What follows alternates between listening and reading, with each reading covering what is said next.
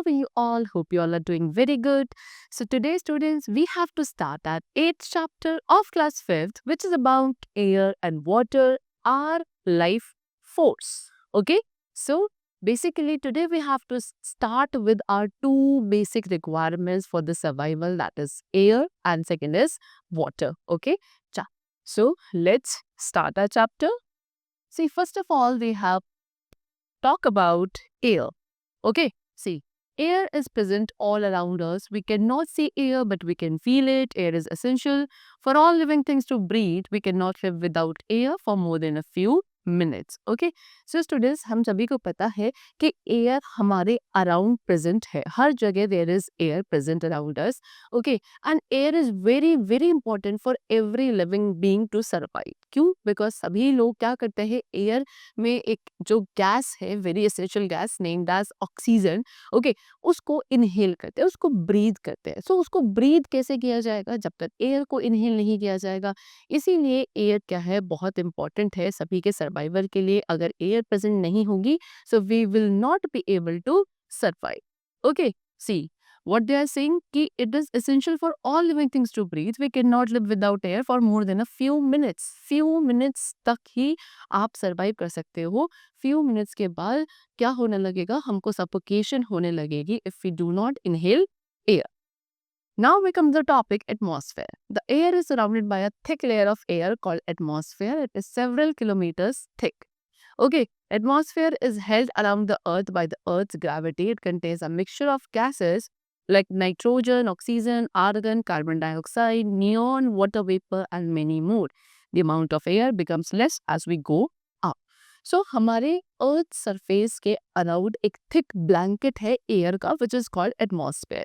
ठीक है, कितना, काफी सेवरल किलोमीटर्स थिक लेयर है ये एटमॉस्फेयर की. हमारे अर्थ के अराउंड ये हेल्डेड है, दैट मीन्स होल्डेड है by the earth gravitational force. ठीक है, अर्थ की ग्रेविटी ने ही इस एयर को अपने अराउंड क्या कर रहा है, होल्ड करके रखा हुआ है. बहुत सारी गैसेस के मिक्सचर से हमारा एटमॉस्फेयर बनता है, जिसमें आपकी जो मेनली कंट्रीब्यूशन होता है वो नाइट्रोजन का होता है, फिर ऑक्सीजन का, then the other gases such as argon, carbon dioxide, neon, water vapor and many more things are there such as dust particles and all. ठीक है, सो ये जो अमाउंट ऑफ एयर है ये क्या होती जाती है, जैसे जैसे हम अपने एटमॉस्फेयर में ऊपर की तरफ जाते हैं, ये जो अमाउंट है एयर की, it goes what, lesser and lesser. Air is a life supporter in many ways. ठीक है, बहुत सारे तरीके से एयर क्या है, एक लाइफ सपोर्टर है. ठीक है, हर जगह ये जितनी भी चीजें आपको यहाँ पे दिख रही हैं, इन सभी फिनोमिना के लिए air is very essential. Now we come to what we breathe in air. हम क्या करते हैं, एयर ब्रीथ करते हैं. क्या ब्रीथ करते हैं हम, फ्रेश एयर हम ब्रीथ करते हैं, जिसको हम इनहेल्ड एयर या इंस्पायर्ड एयर बोलते हैं. लेकिन जो एयर हम ब्रीद आउट करते हैं, that is known as exhaled air और एक्सपायर्ड एयर. ओके, चलिए. The oxygen in the inhaled air is taken up by the blood in the lungs. Carbon dioxide from the blood is given out in the exhaled air. Exhaled air has a higher percentage of carbon dioxide and is warmer than inhaled air. So जो हम air inhale करते हैं उसके अंदर जो oxygen present होती है वो क्या होती है, हमारे लंग्स में जो ब्लड फ्लो करता है वो ब्लड उसको एब्जॉर्ब कर लेता है उस ऑक्सीजन को, which is there in inhaled air. और जो कार्बन डाइऑक्साइड होती है ब्लड में से, उसको हम अपनी एक्सहेल्ड एयर के थ्रू रिमूव आउट कर देते हैं. एक्सहेल्ड एयर के अंदर क्या, कार्बन डाइऑक्साइड का ज्यादा परसेंटेज होता है, ज्यादा अमाउंट होता है as compare to the inhaled air, और उसका टेम्परेचर भी ज्यादा वार्म होता है as compare to inhaled air. Now we come to air is necessary for burning. Air आपके बर्निंग के लिए भी बहुत जरूरी है, यानी कि without the presence of air there will be no combustion, there will be no burning of a substance. Okay, so the oxygen present in the air is necessary for burning. Actual में air में जो oxygen gas है वो आपके burning process के लिए बहुत essential होती है. When you invert a glass or bottle jar over a burning candle, the candle stops burning after some time. This is because the candle burns till all oxygen in the air inside the jar is used up and then it blows out. See, आपको यहाँ पे एक activity भी given है. इस activity में क्या था कि हमने कैंडल ली और कैंडल वाज व्हाट, आपकी बर्निंग कैंडल थी. ओके, सो बर्निंग कैंडल के पे हमने एक थोड़ी देर बाद ग्लास का जार रख दिया इन्वर्ट करके, लाइक दिस. ओके, कुछ देर बाद क्या होता है कि जो बर्निंग कैंडल है वो थोड़ी देर बाद इट गेट व्हाट एक्सटिंग्विश। क्यों? बिकॉज उसके अंदर, उस ग्लास के अंदर जितनी ऑक्सीजन प्रेजेंट थी वो सारी यूज्ड अप हो चुकी थी उस कैंडल की बर्निंग के लिए। और जब सारी ऑक्सीजन बंद हो गई, खत्म हो गई, सो उसके बाद वो वहाँ पे क्या हुआ, बर्निंग पॉसिबल नहीं हो पाई, जिसकी वजह से कैंडल आपकी एक्सटिंग्विश हो गई like this. So that means what, air is necessary for the burning process also. Now we come to what air has other uses. So ये एयर के बाकी क्या यूजेस है? एक पहला यूज क्या था कि हमें ब्रीदिंग के लिए एयर की रिक्वायरमेंट होती है। सेकंड, बर्निंग के लिए एयर एसेंशियल होती है। अब बाकी क्या यूजेस है एयर के? सी, पैराशूट, ग्लाइडर, काइट, इन सभी को मूविंग एयर चाहिए होती है, सो दैट ये स्काई में सपोर्टेड रहते हैं, फ्लाई कर पाते हैं। Aeroplanes can not fly in the absence of air. अगर एयर प्रेजेंट नहीं होगी, एरोप्लेन्स फ्लाई नहीं कर पाएंगे। It is used to inflate tubes of vehicles, footballs, basketball, volleyball, etc. ये जितनी भी vehicles, football, basketball, volleyball की ट्यूब्स होती है, इनमें एयर को इन्फ्लेट किया जाता है।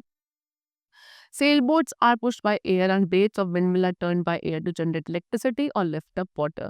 Sailboats जो चलती हैं, सेल करती हैं, वो भी एयर के पुश की वजह से। विंडमिल के ब्लेड्स जो ऐसे टर्न करते हैं एयर की वजह से, और जब वो ब्लेड्स टर्न करते हैं तब जाके इलेक्ट्रिसिटी प्रोड्यूस होती है। ओके, वाटर लिफ्ट अप हो पा जाता है, जिससे हम हाइड्रो इलेक्ट्रिसिटी प्रोड्यूस करते हैं। So these are the different uses of air. Now we come to what significance of atmosphere. Atmosphere की क्या क्या सिग्निफिकेंस है? सबसे पहले, एटमॉस्फेयर हमको प्रोटेक्ट करता है from the harmful ultraviolet sun rays bye absorbing them and thus preventing them from reaching us। जो सन से कुछ यूवी रेडिएशंस निकलती हैं, अल्ट्रावायलेट रेज निकलती हैं, दे आर हार्मफुल रेडिएशंस, वो हमारे एटमॉस्फेयर के अंदर एंटर ना हो, इससे हमारा एटमॉस्फेयर हमको प्रोटेक्ट करता है। नेक्स्ट क्या करता है? It traps the heat of the sun and helps in maintain the right temperature for the survival of living organism. ये सन की जो हीट है उसको ट्रैप करता है, सो दैट हमारे अर्थ के एटमॉस्फेयर का एक टेम्परेचर कैसा कंसिडरेबल बना रहे और हम यहाँ पे इजिली सर्वाइव कर सके। It also protects us from meteors that get burnt up high in the atmosphere for reaching us. हमें ये meteors से भी, meteors are a kind of celestial bodies only present in the space, so उनसे भी हमें ये protect करता है atmosphere। ये क्या होते हैं, meteors आपके atmosphere में burnt हो जाते हैं, नहीं तो अगर ये burn नहीं होते तो ये हमारे atmosphere के अंदर enter करके हमको harm कर सकते थे। ठीक है, चलो नेक्स्ट, एटमॉस्फेयर के अंदर क्या होती हैं? गैसेस होती हैं, है ना, लाइक ऑक्सीजन, कार्बन डाइऑक्साइड। ये दोनों ही आपके काफ़ी नेसेसरी है, यानी कि इम्पॉर्टेंट है लिविंग थिंग्स के सर्वाइवल के लिए। कैसे? ह्यूमन बींग्स और एनिमल्स क्या करते हैं? ऑक्सीजन को ब्रीद इन करते हैं, whereas the plants what use carbon dioxide to prepare their own food. Then atmosphere में क्या क्या आता है? आपके विंड, रेन, क्लाउड्स, है ना, ये सारी चीज स्काई में जो प्रेजेंट है ये एटमॉस्फेयर में इंक्लूडेड होती है, और ये इनकी अपनी सबकी एक एक इंपॉर्टेंस जरूर होती है। Now next we come to layers of atmosphere। Atmosphere को हम 5 लेयर्स में डिवाइड करते हैं। हमारा जो पूरा एटमॉस्फेयर है, ठीक है, इसको बेसिकली 5 लेयर्स पर डिवाइड किया जाता है। Number 1 is troposphere, stratosphere, mesosphere, thermosphere and exosphere. These are the 5 layers of our atmosphere, among which the first is troposphere। See, they have shown in the picture also, these are the layers of atmosphere। ये हमारा अर्थ है, अर्थ के बाहर ये पूरा आपका क्या है? एटमॉस्फेयर है। सबसे पहली लेयर आपकी ट्रोपोस्फेयर है, then stratosphere, mesosphere, thermosphere and the last is exosphere. सबसे पहले पढ़ेंगे ट्रोपोस्फेयर के बारे में। ट्रोपोस्फेयर क्या है? It is the first layer above the surface of the earth. Earth के इसके सरफेस के बाहर सबसे पहली लेयर आपकी ट्रोपोस्फेयर की होती है। ये एक लेयर है जो हमारे एटमॉस्फेयर का almost half of the part form करती है। इसके अंदर optimum amount of air needed by the living organism to breathe, what with the changes takes place in this layer only. जितनी भी लिविंग ऑर्गेनिज्म अर्थ पे सर्वाइव कर रहे हैं, उनके थ्रू जितनी भी ऑक्सीजन रिक्वायर्ड है, उतनी सफिशिएंट अमाउंट ऑफ ऑक्सीजन इसी लेयर में प्रेजेंट होती है। जो वेदर में चेंजेस आते हैं वो सारे आपके इसी लेयर में होते हैं। ओके, चलो next is stratosphere. Stratosphere it is the what, second layer of the atmosphere. ठीक है, जितने भी आपके जेट प्लेन्स फ्लाई करते हैं इसी लेयर में करते हैं। इसके अंदर ओजोन लेयर होती है। बेसिकली ओजोन लेयर ही वो लेयर है जो हमारे एटमॉस्फेयर में प्रेजेंट है, वो भी कौन सी लेयर में? स्ट्रेटोस्फेयर में। और ये ओजोन लेयर हमें जो सन के through ultra violet radiations produce होती हैं उनसे प्रोटेक्ट करती है to get into our atmosphere.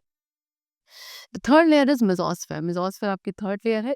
It is also known as a cold layer. Very important line, इसको हम कोल्ड लेयर पे कहते हैं। It is this layer which burns up the meteors and thereby prevents them from reaching the earth। Meteors can cause large scale destructions if they fall on the earth। अभी आपने last में क्या पढ़ा था, last page में, that meteors जो है वो हमारे लिए हार्मफुल हो सकते थे अगर वो हमारे एटमॉस्फेयर में एंटर कर जाते, बिकॉज वो यहाँ आके काफ़ी लार्ज स्केल पे, बड़े स्केल पे डिस्ट्रक्शन कर सकते थे। लेकिन ये जो हमारी लेयर है मेसोस्फेयर, इसी लेयर में आगे क्या हो जाते हैं, ये मेटियोर्स बर्न अप हो जाते हैं and they do not get reach to our earth surface. Next is thermosphere, ये हमारी फोर्थ लेयर है एटमॉस्फेयर की, ये बहुत हॉट होती है। स्पेस शटल्स ऑर्बिट यहीं आपके लाए करते हैं। नेक्स्ट इज एग्जॉस्फेयर, एग्जॉस्फेयर ये आपके एटमॉस्फेयर की आउटर मोस्ट लेयर है, यानी कि सबसे बाहर वाली लेयर एग्जॉस्फेयर होती है। इसमें एयर का अमाउंट बहुत कम अमाउंट में प्रेजेंट है, यानी कि it has very little air. It helps in long distance communication through radio, television and mobiles. ठीक है, इसके थ्रू क्या होते हैं, जितने भी लॉन्ग डिस्टेंस कम्युनिकेशन हम कर पाते हैं through radio, television and mobile phones, वो इसी के थ्रू पॉसिबल होते हैं। ये it is a very edge of our atmosphere, this layer separates the rest of the atmosphere from outer space. Okay, ये क्या है, हमारे एटमॉस्फेयर का बिल्कुल एज वाला पोर्शन है, एंड पोर्शन है। ओके, और यही लेयर है जो हमारे एटमॉस्फेयर को क्या करती है, आउटर स्पेसेस सेपरेट करती है, यानी कि इसके बाद हमारा सीधे सीधे क्या लग जाता है, स्पेस हो जाता है। Okay, now we come to composition of air. Air के कॉम्पोजिशन की बात करें तो एयर क्या है, गैसेस का, बहुत सारी गैसेस का मिक्सचर है जो डिफरेंट क्वांटिटीज में एटमॉस्फेयर में प्रेजेंट होती हैं। सबसे पहले पढ़ेंगे नाइट्रोजन के बारे में। ये most abundant gas found in air, I told you earlier also, सबसे ज्यादा amount of gas which is present in atmosphere, that is nitrogen. कितना, नियरली 78% हमारे अर्थ का एटमॉस्फेयर क्या करता है, नाइट्रोजन को। It exist in the soil, soil में भी होती है, लेकिन इसको जो प्लांट्स हैं वो डायरेक्टली यूज नहीं कर सकते हैं। एक बैक्टीरिया होता है which is present in the soil and root nodules of plants converted into a usable form. It is then taken up by the plants from the soil, animals eat plants and get nitrogen. Bacteria present होता है कुछ आपके plants होते हैं, specialised plants known as leguminous plants such as peas, grape. ये leguminous plants होते हैं, इनकी रूट नोड्यूल्स के अंदर एक बैक्टीरिया प्रेजेंट होता है नेम्ड एज राइजोबियम। ये क्या करता है, एटमॉस्फेरिक नाइट्रोजन को कन्वर्ट करता है उस फॉर्म में, सो दैट प्लांट्स इसको क्या एब्जॉर्ब कर लेते हैं इजीली, और फिर उससे अपने खाने को प्रिपेयर करते हैं। फिर जो प्लांट्स ये नाइट्रोजन को अपने अंदर कंटेंट अपना एनरिच करते हैं, उन्हीं प्लांट्स को डायरेक्टली इनडायरेक्टली में एनिमल्स एंड ह्यूमन बींग्स खाते हैं, और उनके अंदर वो नाइट्रोजन कंटेंट क्या होता है, ट्रांसमिट हो जाता है। Next we come to oxygen. Oxygen क्या है, ये 21% तक हमारे एटमॉस्फेयर में प्रेजेंट है। ठीक है, सेकेंड मोस्ट अबंडेंट गैस। ये one of the most important constituents of air, living things use it for breathing, it is also required for burning. अभी हमने पढ़ा था सबसे इंपॉर्टेंट है ये आपकी गैस हमारे एटमॉस्फेयर में, क्योंकि लिविंग बींग्स के सर्वाइवल के लिए, ब्रीदिंग के लिए यही जरूरत होती है, प्लस इसके साथ बर्निंग प्रोसेस के लिए भी oxygen is only required. Next is carbon dioxide. Carbon dioxide आपका अबाउट 0.03% हमारे एटमॉस्फेयर में प्रेजेंट होता है।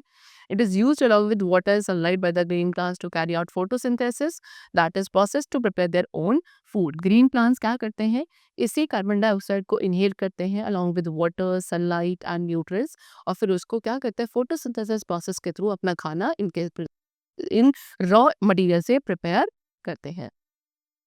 Next is other gases. Other gases में एयर में अब और भी कुछ minute amounts of gases are there, such as helium, argon, neon, krypton, ozone, hydrogen, etc. Okay, neon is used in glow signboards. Neon का glow sign boards में use होता है। हीलियम आपकी एयर बलून्स में फिल करी जाती है। Argon कहाँ यूज होती है, ग्लास ट्यूब्स में यूज होती है to produce a colourful glow. Next is water vapour. Air में वाटर वेपर भी प्रेजेंट होता है, तो हमारे एटमॉस्फेयर में कितना amount of water vapour present है, that is called humidity. Okay, the amount of water vapour present in the air is known as humidity. तो ह्यूमिडिटी आपकी सबसे ज्यादा होती है कोस्टल एरियाज में, और सबसे कम होती है डेजर्ट एरिया में। High humidity makes us feel uncomfortable as sweat does not evaporate easily. Water vapor is formed when water evaporates from the surface of water bodies, that is seas, rivers and lakes. Variations in amounts of water vapor present in air can cause weather changes. Water vapor condenses to form clouds, rain, snow and fog. So सबसे ज़्यादा coastal areas में humidity होती है और उससे कम फिर आपके कहाँ प्रेजेंट होती है, डेजर्ट एरिया में। जितनी ज़्यादा ह्यूमिडिटी होगी उतना ज़्यादा हम अनकंफर्टेबल फील करते हैं, बिकॉज हमारे एटमॉस्फेयर में ही पानी का कंटेंट इतना ज़्यादा होता है कि हमारी फिर जो स्वेट होता है वो इजीली एब्जॉर्ब नहीं होता है, इजीली इवापोरेट नहीं हो पाता है। Okay, and we feel kind of uncomfortable, sticky sticky. Okay, चल, फिर ये वाटर वेपर का फॉर्मेशन हमारे एटमॉस्फेयर में होता कैसे है? एक्चुअल में जो ये वाटर बॉडीज है, सीज, ओशन, लेक्स वगैरह, इनमें जो पानी है ये सन की हीट की वजह से इवापोरेट होने लगता है, and then they form water vapour, जो हमारे एटमॉस्फेयर में जाके प्रेजेंट होता है और उसको हम ह्यूमिडिटी बोलते हैं। अब किसी हमारे एयर में ये जो ह्यूमिडिटी के अमाउंट में वेरिएशंस आते हैं, वाटर वेपर के अमाउंट में वेरिएशंस आते हैं, इसी की वजह से वेदर चेंजेस भी होते हैं। एक्चुअल में ये वाटर वेपर ही है जो कंडेंस होके फिर आगे क्लाउड्स भी बनाता है, रेन, स्नो, फॉग, ये सब वाटर वेपर के थ्रू ही इनका फॉर्मेशन होता है। Next is smoke and dust. Air में कुछ पॉल्यूटिंग स्मोक और डस्ट पार्टिकल्स भी होते हैं जो कि लिविंग थिंग्स के लिए, लिविंग बींग्स के लिए हार्मफुल होते हैं। Okay, now we come to properties of air. Air की क्या क्या प्रॉपर्टीज है? सो सबसे पहले एयर ऑक्यूपाई स्पेस। एयर क्या करती है? स्पेस ऑक्यूपाई करती है, इसीलिए इस प्रॉपर्टी को यूज किया जाता है bicycle tubes, football tubes of tyre, cushion, mattresses etcetera, इन सभी के अंदर एयर को फिल किया जाता है क्योंकि एयर का वॉल्यूम होता है, एयर स्पेस ऑक्यूपाई करता है। जैसे एक्टिविटी में गिवन है, आपने एक बलून लिया, उसके अंदर एयर ब्लो करी, सो क्या होगा, आपके बलून का साइज इंक्रीज होने लगेगा। क्यों? बिकॉज जो एयर आपने उसके अंदर ब्लो करी है वो क्या कर रही है, बलून के अंदर का स्पेस ऑक्यूपाई कर रही है, इसकी वजह से बलून का साइज इंक्रीज हो रहा है। Next is what next property of air is that it has weight. Air का क्या होता है? वेट भी होता है। For this they have given activity 2 in which we have to take 2 balloons of equal size. 2 balloons लेने हैं equal size के, ओके, उनमें एयर ब्लो करनी है और tie each at the neck. Okay, tie the balloons on each end of a stick, tie a thread in the middle of the stick and hang it as shown alongside. So अब क्या करना है, आपने एक stick ली, stick के दोनों ही तरफ आपने जब एयर को आपने इन्फ्लेट कर दिया, एक इस एंड पे और एक इस एंड पे, आपको इन्हें क्या करना है, टाई कर देना है। फिर एक स्टिक लेनी है और स्टिक लेके स्टिक के दोनों एंड पे आपने इसको कर दिया, फिर आप इसके स्टिक के बिल्कुल मिडिल में एक थ्रेड को टाई अप करेंगे और उस थ्रेड से आप इसको कहीं हैंग कर देंगे पूरी स्टिक को। Now move one of the balloons to balance the stick. फिर उसके बाद आपको क्या करना है, एक किसी भी एक बलून को आपको मूव करना पड़ेगा सो दैट वो जो आपकी स्टिक है बिल्कुल बैलेंस पे आ जाए, स्ट्रेट आ जाए। Now prick one of them, the air will escape from it. अब किसी भी एक बलून को आप प्रिक कर दीजिए, उसके अंदर से एयर सारी एस्केप बाहर हो जाएगी।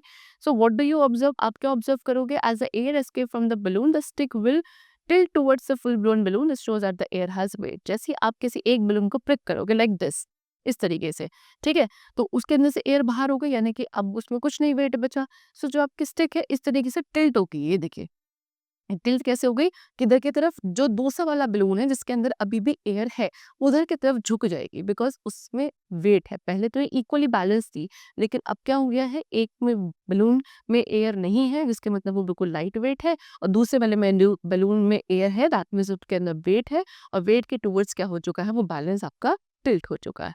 ओके, चलो, third is air exert pressure. Air क्या करता है, प्रेशर एग्जर्ट करता है। कैसे?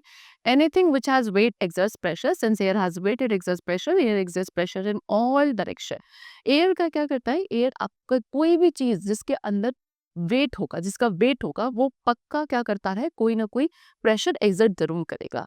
As we have studied earlier also कि एयर का क्या होता है, वेट होता है, that means air also exerts pressure in all the possible directions. For this they have again given an activity to us. Take a bottle, एक bottle लेनी है, उसमें आपको वाटर फिल करना है कंप्लीट सी, फिर उसके अंदर एक कॉर्क फिट करना है, insert a straw through a hole in the cap, फिर उस कैप में एक आप होल बना के उस होल के थ्रू आप क्या करेंगे, एक स्ट्रॉ को इंसर्ट करेंगे, seal the space around the straw with dough, फिर उस स्पेस जो है स्ट्रॉ के अराउंड, जो बाकी खाली स्पेस अगर है उसको आप किसी डो की हेल्प से प्रॉपरली सील कर देंगे। उसके बाद now try to drink water, आप पानी पीने की कोशिश करो, you will not be able to do so because there is no pressure to push water up the straw. अब जब आप क्या पानी को स्ट्रॉ के थ्रू पीने की कोशिश करोगे, पानी ऊपर की तरफ नहीं आएगा, बिकॉज प्रेशर ही क्या नहीं हो पा रहा है, एग्जर्ट नहीं हो पा रहा है, जिसकी वजह से पानी ऊपर की तरफ पुल अप हो। ठीक है, now try drinking water with a straw from a glass. अब ग्लास में से आप पानी पीने की कोशिश करो, आप इजी पी पाओगे because air pressure allows water to travel. अब एयर का जो प्रेशर है उसको अलाउ कर रहा है कि वो ऊपर की तरफ मूव करे। अब इसी प्रॉपर्टी को एयर की यूज किया जाता है for filling ink in a fountain pen. क्या करने के लिए? फाउंटेन पैन के अंदर इंक फिलअप करने के लिए, सिरिंज फिलअप करने के लिए, and drinking through a straw. Straw के थ्रू आप पानी पीते हो। ये इसी प्रॉपर्टी की वजह से पॉसिबल है कि air pressure varies from place to place. और एक और चीज कि एयर प्रेशर हर जगह सेम नहीं रहता है, वो वेरी करता है पर place to place, but air pressure exist करता है। ठीक है। Next is air supports combustion. Air क्या करता है? कंबशन को सपोर्ट करता है। What is combustion? Combustion is burning of a substance. किसी भी सब्सटेंस की बर्निंग को in the presence of oxygen is known as combustion. So जब तक एयर नहीं होगी तब तक कंबशन पॉसिबल नहीं होगा। इसके लिए हमने अभी लास्ट में भी एक्टिविटी पढ़ी थी। सो क्या we have to take 2 candles and fix them on a table. ठीक है, 2 कैंडल्स लेंगे, दोनों को फिक्स करना है, लाइट देम, दोनों को लाइट अप करेंगे और किसी एक कैंडल को हमें क्या करना है? ग्लास से कवर कर देना है। Just they have done. What do you observe? The candle inside the glass stops burning after some time, whereas the other candle continues to burn. The candle inside the glass burnt till the time oxygen is present and then extinguishes. The outer candle continues to burn as it receives a continuous supply of air. This shows that air is necessary for combustion. So आपने किसी एक candle को क्या कर दिया? Glass jar से cover कर दिया। ग्लास जार से कवर करने से क्या हुआ कि जब तक उसके अंदर ऑक्सीजन थी, जितनी कवर अप हो चुकी थी, वो उसने यूज करी, तब तक वो आपकी कैंडल बर्न होगी। लेकिन जब सारी ऑक्सीजन जितनी उसके अंदर ट्रैप हो चुकी थी, जब आपने ग्लास जार को उसके ऊपर रखा है, वो सारी ऑक्सीजन जैसे ही आपकी यूज हो जाएगी, उसके बाद क्या होगा? आपकी जो कैंडल है वो एक्सटिंग्विश हो जाएगी बिकॉज उसकी सप्लाई जो है एयर की वो कट हो चुकी है। जबकि दूसरी कैंडल आपकी कंटिन्यूसली बर्न करेगी बिकॉज उसे कंटिन्यूस सप्लाई ऑफ एयर मिल रहा है। This show that air is necessary for the burning और for the combustion.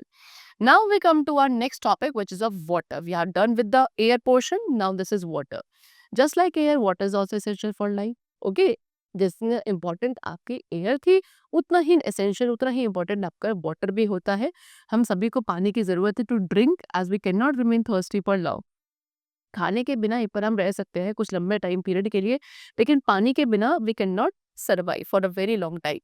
So plants can not live and grow without water. We also need water for cooking food. ठीक है, plants को भी क्या चाहिए? पानी की जरूरत होती है। प्लांट्स भी बिना पानी के सर्वाइव नहीं कर सकते as they are also living beings. उसके साथ साथ हमें पानी की जरूरत है फूड कुक करने के लिए, bathing, washing clothes, growing plants, constructing buildings, fire fighting etcetera. Rain, बारिश क्या है? It is the main source of water. Water आपको ocean, river, pond, under the ground सब जगह मिलेगा। Rain water purest form of water, सबसे purest form of water, लेकिन it is often unfit for consumption as it can dissolve harmful substances from the air. लेकिन कभी कभी ये भी आपके लिए क्या होती है? अनफिट होती है, यानी कि आप इसको ड्रिंकिंग पर्पज के लिए डायरेक्टली यूज नहीं कर सकते हो, क्योंकि इसके अंदर बहुत सारे हार्मफुल सब्सटेंसेस है जो डिसॉल्व हो जाते हैं एयर में से, है ना, such as collect dirt, certain living and dead things and other impurities. ये सारी चीजें पानी को क्या कर देती है? रेन वाटर को भी पोल्यूट कर देती है। Next is impurities in water. पानी के अंदर क्या क्या इम्प्योरिटीज होती हैं? पानी के अंदर क्या क्या इम्प्योरिटीज हो सकती है? कुछ आपकी soluble impurities. Soluble impurities means what? जो पानी में डिसॉल्व हो जाती हैं, सच एज सॉल्ट, है ना, आपको वो विजिबल नहीं होंगी लेकिन वो उसके अंदर डिसॉल्व होंगी। सेकेंड आते हैं आपके कुछ इनसॉल्युबल इम्प्योरिटीज जो पानी में डिसॉल्व नहीं हो पाती है, therefore we can see them. कुछ heavy impurities like sand and mud, they settle at the bottom, ये तो नीचे सेटल हो जाती हैं। कुछ प्योरिटीज लाइटर होती हैं, हल्की होती हैं पानी से, सो वो ऊपर ही फ्लोट करती हैं। We can remove this impurities by simple methods. आप इन सारी इनसॉल्युबल इम्प्योरिटीज को कुछ सिंपल मेथड्स के थ्रू सेपरेट आउट कर सकते हो। Harmful germs which can cause diseases. कुछ हार्मफुल जर्म्स भी प्रेजेंट होते हैं as an form of impurity in the water जो हमें बीमार कर सकते हैं। They can cause diseases among us. Next we come to separating soluble impurities. अब सॉल्युबल इम्प्योरिटीज को कैसे हम सेपरेट करेंगे from the water? So they can be separated by evaporation and distillation. दो मेथड्स है, इवापोरेशन, डिस्टिलेशन, इसके through आप soluble impurities को क्या कर सकते हो? पानी के अंदर से सेपरेट कर सकते हो। सो सबसे पहले आप क्या इवापोरेशन के बारे में पढ़ेंगे। इवापोरेशन क्या है? It is a very simple method of separating soluble impurities like salt from water. सबसे सिंपल मेथड है किसी भी सॉल्युबल इम्प्योरिटी को सेपरेट करने का। जैसे कि पानी के अंदर सॉल्ट, जब सॉल्ट आपका पानी के अंदर प्रॉपरली डिसॉल्व हो जाता है, उसको सेपरेट किया जा सकता है by the method of evaporation. For what? For which we have to what take impure water and heat it, यानी कि इम्प्योर कैसे, क्योंकि उसके अंदर सॉल्ट डिजॉल्व है, आपको उसे लेना है और आपको उसको हीट अप करना है। तो जो वाटर है वो आपका इवेपोरेट हो जाएगा ऑन हीटिंग, और जो इम्प्योरिटीज हैं वो आपके नीचे कंटेनर में वेसल के अंदर रह जाएंगे, like this they have shown. ये जो स्टीम जा रही है ये क्या है, ये सारा पानी है जो इवेपोरेट हो रहा है बिकॉज ऑफ हीटिंग, और नीचे सारा सॉल्ट जो है आपका वो यही रह जाएगा। Next method is distillation. Distillation क्या है, डिस्टिलेशन के थ्रू भी हम सोल्यूबल इम्प्योरिटीज को रिमूव कर सकते हैं from the water. Distillation is carried out by using the following apparatus. क्या क्या चाहिए, round bottom flask, condenser, receiving flask and a burner, ये सारे अपैरेटस है जो हमें डिस्टिलेशन प्रोसेस के लिए रिक्वायर्ड है। Impure water is taken in a round bottom flask and heated it till starts boiling. आपको एक राउंड बॉटम फ्लास्क में इम्प्योर वाटर लेना है और उसको हीट करना है जब तक वो बॉईल होना स्टार्ट ना हो जाए। तो वाटर क्या होगा आपका, स्टीम में कन्वर्ट होने लगेगा, ठीक है, it will be converted to steam, और ये स्टीम को फिर हम किसके थ्रू, एक कंडेंसर के थ्रू पास करेंगे। जो ये स्टीम प्रोड्यूस होगा when it will be pass through a condenser where it cools due to cold water circulating around it. वहां जाके क्या होगा, स्टीम जैसे ठंडे अराउंड ठंडे टेम्परेचर में जाएगी तो ये कन्वर्ट होने लगेगा, कूल डाउन होगा ना, तो कूल होने से दोबारा ठंडे पानी में कन्वर्ट हो जाएगा। तो स्टीम दोबारा आपके कहाँ कन्वर्ट हो चुकी है, बैक टू वाटर, और फिर उसको हम कलेक्ट कर लेंगे in the receiving flask, like this we can do. ठीक है, चलो। Now distilled water is the purest form of water. जो डिस्टिल्ड वाटर होता है ये सबसे प्योरेस्ट फॉर्म ऑफ वाटर है, क्योंकि इसके अंदर कोई इम्प्योरिटीज नहीं होती है। इसको हम बैटरीज में, मेडिसिन में, इंजेक्शंस में, कार रेडिएटर और कुछ साइंस एक्सपेरिमेंट्स में भी इसका यूज किया जाता है। This is the picture where they have shown the distillation process. यहाँ पे आपने ये आपका राउंड बॉटम फ्लास्क है, ये आयरन का स्टैंड है जिसके थ्रू आपने इसको फिक्स किया हुआ है। इसके अंदर आपने इम्प्योर वाटर डाला, फिर ये वाटर आउटलेट है, यहाँ से हम इसे बर्न कर रहे हैं। बर्न करने की वजह से ये स्टीम में कन्वर्ट होगा, और स्टीम में कन्वर्ट होके क्या होगा, इधर फिर ये स्टीम को इस कंडेंसर के अंदर पास किया जाएगा। कंडेंसर के अंदर जो एयर होगी वो ठंडी होगी, जिसके कांटेक्ट में आने की वजह से स्टीम दोबारा से वाटर वेपर में आ जाएगा, और उसको हम इस रिसीविंग फ्लास्क के अंदर यहाँ कलेक्ट कर लेंगे। This is known as distillation process. Now separating insoluble impurities, ये तो थी सॉल्युबल इम्प्योरिटीज को कलेक्ट करना। अब इनसॉल्युबल इम्प्योरिटीज को कैसे हम सेपरेट कर सकते हैं फ्रॉम द वाटर, सो इसको sedimentation and decantation and by filtration. तो ये तीन मेथड्स है, sedimentation, decantation and filtration, by which we can separate the insoluble impurities from the water. So sedimentation और डिकेंटेशन के बारे में पहले पढ़ते हैं। So take some water in a beaker, add mud and sand and mix. एक beaker में पानी लेना है और उस पानी के अंदर आपको कुछ मड, सैंड वगैरह ऐड करना है, उसे मिक्स कर देना है। Allow the mixture to stand for some time. What do you observe, the impurities will settle at the bottom of the beaker. फिर उसके बाद आपको उस बीकर को क्या करना है, थोड़ी देर ऐसे ही अनडिस्टर्ब छोड़ना है। आप क्या ऑब्जर्व करोगे कि कुछ मिनट्स बाद जितनी भी इसके अंदर इम्प्योरिटीज थी वो नीचे सेटल हो चुकी हैं। इस प्रोसेस को बोला जाता है सेडिमेंटेशन, यानी कि जितनी भी आपकी हैवी पार्टिकल्स, हैवी इम्प्योरिटीज थी वो सारी नीचे सेटल हो चुकी हैं। इसको आप क्या बोलोगे, सेडिमेंटेशन। जितने भी पार्टिकल्स हैं सच एज सॉइल, मड, ये सारे नीचे सेटल हो जाएंगे, इनको हम सेडिमेंट्स बोलते हैं। Now we can get clear water by pouring the top water into another container and this is called decantation. जितने भी नीचे आपका सेडिमेंट जब सेटल हो जाएगा, आप फिर क्या करोगे, धीरे धीरे जो ऊपर पानी है, जो टॉप वाटर है, उसको आप किसी दूसरे कंटेनर में क्या कर लेंगे, पोर करके सेपरेट कर लेंगे, and this is known as decantation. ठीक, फिर आता है filtration, another method of removing insoluble impurities by filtration. अब ये दूसरा एक मेथड है जिसके थ्रू हम क्या कर सकते हैं, इन इनसॉल्युबल इम्प्योरिटीज को सेपरेट करते हैं। ये आपका बेटर मेथड है सेडिमेंटेशन और डिकेंटेशन से, क्योंकि इसके अंदर काफी जो फाइन इम्प्योरिटीज होती है वो भी रिमूव हो जाती हैं। Impure water is pass through a filter paper, the filter paper act as a strainer and holds back the insoluble impurity. इसमें अब आप क्या करते हो कि जो आपका इम्प्योर वाटर है उसको आप एक फिल्टर पेपर के थ्रू पास करते हो। फिल्टर पेपर यहाँ पे एज ए स्ट्रेनर काम करता है, वो सारी इम्प्योरिटीज को होल्ड कर लेता है, और जितना भी साफ पानी है वो दूसरे वेसल में आपका कलेक्ट हो जाता है। Okay, next activity, take a circular filter paper. से इस तरीके से आपने सर्कुलर फिल्टर पेपर लिया है, इसको एक कोन के फॉर्म में आपने फोल्ड करा, फिर इसको आप एक फनल में रखोगे इस तरीके से। ठीक है, place a flask below the funnel, उसके नीचे आपने एक फ्लास्क रख दिया। Pour impure water through the filter paper. अब आप क्या करेंगे, इस पानी के थ्रू इम्प्योर वाटर को पोर करेंगे। सो आप क्या ऑब्जर्व करोगे, जितने भी इम्प्योरिटीज हैं वो सारी फिल्टर पेपर में रह जाएंगी, और जो क्लियर वाटर है वो आपके नीचे फ्लास्क में कलेक्ट हो जाएगा। Next is purification of water. What is purification of water? See, clean and pure water is necessary for drinking and cooking if we are to remain healthy. Impure water contains many harmful germs that can cause diseases like cholera, jaundice and dysentery. So साफ पानी हम सभी के लिए बहुत ज़रूरी है अगर हमें हेल्दी एंड फिट रहना है, क्योंकि इम्प्योर वाटर के अंदर कुछ जर्म्स बैक्टीरियाज ऐसे होते हैं जो हमारे लिए अनफिट होते हैं, जो हमें बहुत सारी डिजीजेस कॉज कर सकता है which are water borne such as cholera, jaundice and dysentery. So best way जो है क्या करने का, ड्रिंकिंग वाटर को प्योरीफाई करने का, वो है बाय बॉइलिंग। ठीक है, सो हमें क्या करना है, remember to boil water for at least 10 minutes to kill the germs. Boiled water should be strain through a clean cloth stored in clean utensils and must be covered properly. So हमें क्या करना है, पानी को बॉईल करना है impure water को around at least 10 minutes के लिए। उसके बाद क्या होंगे, उसके अंदर जितने भी जर्म्स हैं दे विल बी किल्ड। फिर आप उस बॉइल्ड वाटर को एक क्लीन क्लॉथ के थ्रू स्ट्रेन कर दोगे, तो और जो क्लीन वाटर है उसको एक क्लीन यूटेंसिल के अंदर स्टोर कर सकते हो और it should be covered properly. ठीक है, बड़ी जो सिटीज होती हैं water for public supply is purified, वहाँ पब्लिक सप्लाई के लिए जो पानी होता है उसको प्योरीफाई किया जाता है, फिल्टर किया जाता है सप्लाई करने से पहले। किसके थ्रू, पाइप्स के थ्रू, है ना, for the domestic purpose. 3 methods जो हैं जो कॉमनली यूज किए जाते हैं डोमेस्टिक सप्लाई जो पानी की करते हैं उसको प्योरीफाई करने के लिए, 3 बेसिक मेथड्स आर यूज। सबसे पहले आपका सेडिमेंटेशन है, यानी कि जो पानी है उसको बड़े बड़े ओपन टैंक्स में कलेक्ट किया जाता है और उसको अनडिस्टर्ब छोड़ दिया जाता है फॉर सम डेज। ओके, इससे क्या होता है, जितने भी हैवी सस्पेंडेड इम्प्योरिटीज होती है वो नीचे सेटल डाउन हो जाती है बॉटम में।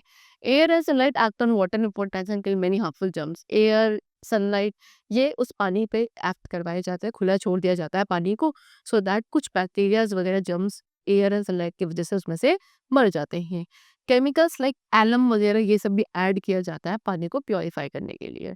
फिर फिल्ट्रेशन, जब पानी अच्छे से सेडिमेंटेशन हो जाता है, यानी कि इसके अंदर जितनी भी हैवी इम्प्योरिटीज थी नीचे सेटल हो जाती है, फिर इसको एक क्लीन सैंड बेड के थ्रू फिल्टर किया जाता है, सो दैट इसके अंदर से बाकी जो छोटी छोटी और फाइन पार्टिकल्स हैं वो भी सेपरेट हो जाएंगे। थर्ड इज क्लोरीनेशन, इसमें आपको वाटर को डिसइंफेक्ट करना होता है। कैसे, थोड़ा क्वांटिटी ऑफ क्लोरीन गैस को हमसे पास करते हैं सो दैट इसके अंदर जो बाकी रिमेनिंग जर्म्स हैं वो सारे खत्म हो जाते हैं, किल हो जाते हैं।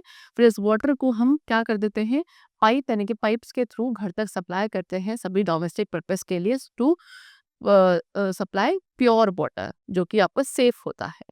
कुछ और भी मेथड्स हैं जो यूज़ किए जाते हैं वाटर को प्योरीफाई करने के लिए एट होम, जिसमें कि use a water filter to store drinking water. घर में हम लोग क्या करते हैं, पीने वाले पानी के लिए वाटर फिल्टर का यूज़ करते हैं।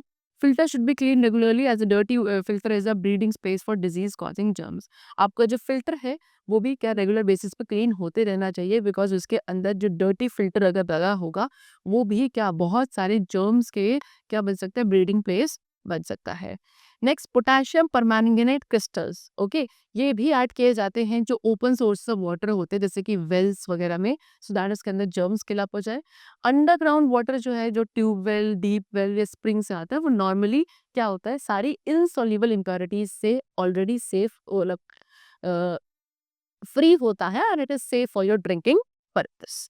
ओके, चलो, so we have done with our chapter. The chapter is completed. We have discussed about air, water. Okay, I hope it was very clear and understood to you. We'll meet you very soon in the new class with a new chapter. Till then, take care and thank you everyone.